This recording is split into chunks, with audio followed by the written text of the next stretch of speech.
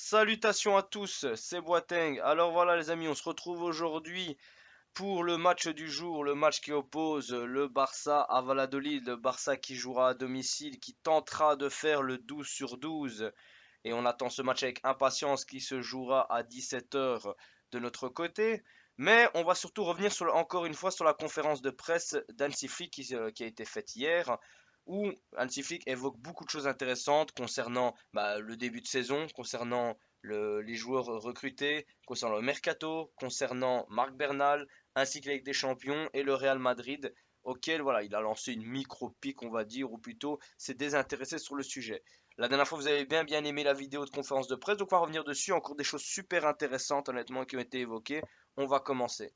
Après, en fin de vidéo, on évoquera selon moi quelle sera la meilleure compo qu'on pourrait mettre pour le match d'aujourd'hui.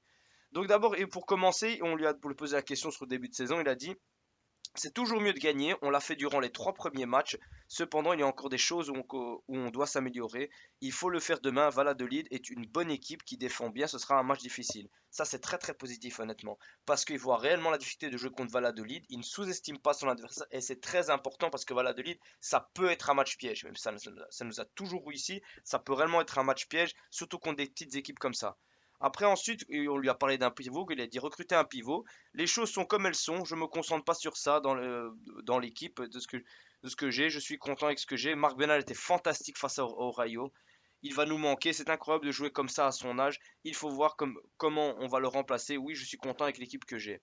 Bon, il va pas dire le contraire. Il va pas dire non, mon équipe est catastrophique, je suis malheureux. Et ouais, c'est clair que Marc Bernal, on est très content qu'il lui avait laissé sa chance. Est-ce que il n'a pas fait une erreur en laissant jouer tout le match et n'ayant pas fait le changement avec Casado? Bon, je ne sais pas, franchement, je ne sais pas du tout. Je laisse place ça plus au kiné ou à des youtubeurs chroniques de l'Atlasso de nous expliquer un peu ce qui aurait pu être fait ou non. Mais c'est clair que un pivot, là, on va devoir compter sur Casado. Et ce qui est évoqué, c'est Eric Garcia ou Christensen quand il reviendra de blessure. D'ailleurs, pour Eric Garcia, quand on lui a demandé est-ce qu'il va partir, il va dire oui ou rester. Il va dire oui, je confirme qu'Eric Garcia reste au Barça. Le transfert avec Redona a été avorté. Il va rester au Barça et c'est mieux pour l'équipe. Vraiment, sinon on n'a plus d'effectifs, donc il faut qu'il reste et j'espère réellement qu'il fera sa place au Barça. Après, concernant la saison, il a dit ce serait une longue saison. Je ne suis pas concentré dans les choses que vous commentez. Je suis concentré que sur le Barça. On a fait du bon travail. On a eu un jour de repos hier. On est revenu aujourd'hui pour se préparer pour demain. Les joueurs s'entraînent très bien. C'est le positif. Nous croyons notre idée du jeu. Sur le reste, les choses sont comme ça. Après, directement, il va évoquer sur le cas de Marc Bernal, sur le remplacement. Comment remplacer Marc Bernal? Nous avons deux options, Marc Casado ou Eric Garcia, qui peuvent jouer dans cette position. On n'a pas trop le choix. On espère que Casado vraiment nous fera un meilleur match que ce qu'il a pu déjà montrer. Mais moi, j'ai trouvé déjà très positif dans ce match face à Valence. Et vraiment, on compte sur lui à ce niveau-là. Après, concernant le tirage au sort, il a dit quand nous avons vu le tirage au sort avec le staff, nous avons été surpris du résultat. C'est fantastique, c'est fantastique. Les adversaires sont intéressants. Deux équipes allemandes. On verra le calendrier. Samedi, c'est important. C'est clair que là, le tirage au sort avec deux équipes allemandes, il va pouvoir se faire plaisir. Il connaît les deux équipes. On verra ce qu'il nous proposera là-dessus.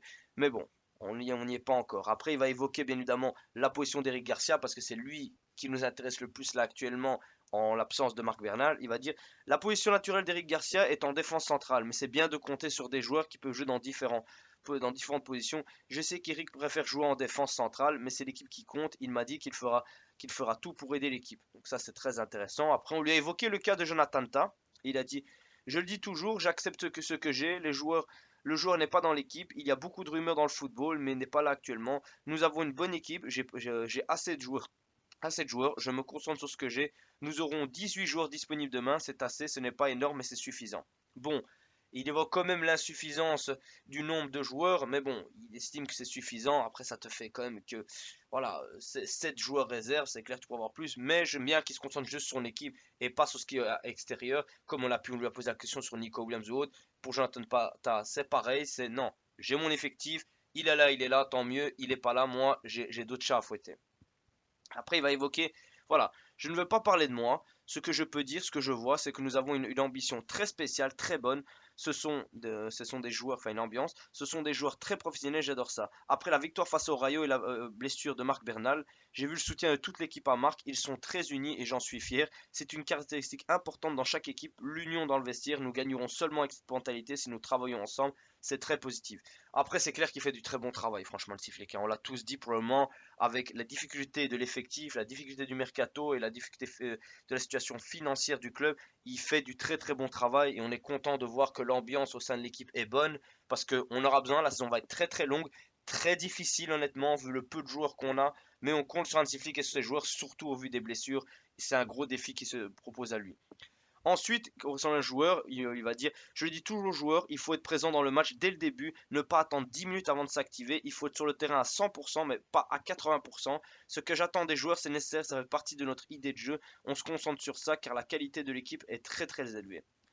C'est clair qu'on a pu voir qu'on arrive à le canot, que le Barça a eu du mal à se mettre en marche, mais il y a une réaction juste après le but.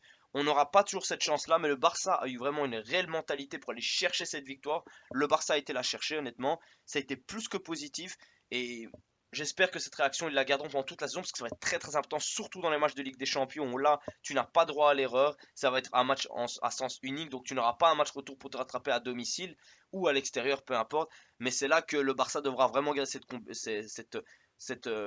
le Barça devra vraiment garder cette mentalité de gagnant à 100% et non à 80% comme Hansi Flick l'évoque. Après, on lui a évoqué le cas de Frenkie de Jong et il a énoncé: j'espère que Frenkie de Jong n'aura pas besoin de se faire opérer, il récupère et s'entraîne bien. Il a fait un grand pas en avant, on doit attendre et voir comment ça évolue. J'espère qu'il sera de retour aux entraînements après la trêve, mais je ne peux pas le confirmer. Donc oui, il y avait eu l'évocation comme quoi Frenkie de Jong devrait se faire opérer pour se soigner parce que sa blessure doit être traitée au tendon d'Achille. Qu'est-ce qui doit être fait ou non? Je laisse ça au kiné de pouvoir donner leur avis là-dessus, mais j'espère qu'il reviendra, mais j'espère qu'il se reblessera pas. Moi, je pense que s'il se fait pas opérer, il se reblessera sur le peu d'informations que j'ai, et je pense qu'il reviendra, il va se reblesser, et on sera reparti pour un tour. Donc, c'est clair que le cas Frenkie de Jong, c'est très très très compliqué. Mais bon, on a d'autres joueurs comme Fermin Lopez, parce que comme il a pu évoquer Hansi Flick, Fermin Lopez est un joueur qui peut jouer en 8 ou en 10. Nous sommes satisfaits des résultats. Il est revenu un peu plus tard, donc c'est pour ça qu'il n'a pas joué énormément, mais la saison est longue. Il doit accepter qu'il ne sera pas tout le temps titulaire. C'est un joueur d'une grande qualité qui a la capacité d'être titulaire. C'est super franchement cette déclaration parce qu'il vraiment il nous donne un peu plus d'éclaircissement sur le cas Fermin Lopez, pourquoi il était monté très peu contre l'Athletic Bilbao, et contre Rayo Vallecano. Surtout contre Rayo Vallecano où il était monté dans les, je pense, les 5-10 dernières minutes. Il a montré des choses très très intéressantes. Mais c'est clair qu'il a assez, je trouve, il a assez mesuré. Où il dit qu'il vraiment c'est un très bon joueur. Il aura son temps de jeu, mais il ne doit pas s'attendre à être titulaire parce qu'il y a d'autres joueurs.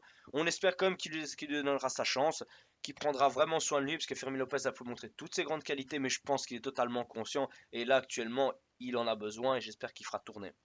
Après, il va évoquer le cas de Marc Bernal par rapport à Bousquet, où il va dire: oui, ce serait bien d'avoir un Bousquet. J'ai vu beaucoup de choses positives de Marc Bernal depuis que je suis là. Il faut maintenant le remplacer. Nous avons Casado et Eric qui peuvent jouer dans cette position. On leur donnera la chance. On verra comment ça se passe. Et j'ai une pleine confiance en eux. Et ça, voilà, c'est super intéressant, honnêtement, qu'il énonce cela. Sur le cas de Marc Bernal, même si malheureusement, ben voilà, Marc Bernal avait, moi je trouve aussi, il avait les mêmes qualités que Bousquet. On ne pourra pas y bénéficier, ce n'est pas grave, c'est comme ça, voilà, on va devoir rebondir là-dessus. J'espère réellement qu'ils feront le taf et que ben, on pourra compter sur nos joueurs au maximum à ce niveau-là. Je sais qu'on lui avait aussi posé la question sur le cas de Real Madrid, sur la situation, il avait dit: bah voilà, moi je m'en fiche du Real Madrid, moi ce qui m'intéresse c'est mes joueurs et puis c'est tout. Et ça voilà, c'est très positif parce que on ne va pas regarder ce qui se passe derrière, nous on regarde ce qui se passe devant. Mais bon, encore vraiment, encore une très bonne conférence de presse d'Hansi Flick qui s'est un peu plus confié, je trouvais, où il a quand même évoqué ben, l'insuffisance du nombre de joueurs, mais il est prêt à relever le défi.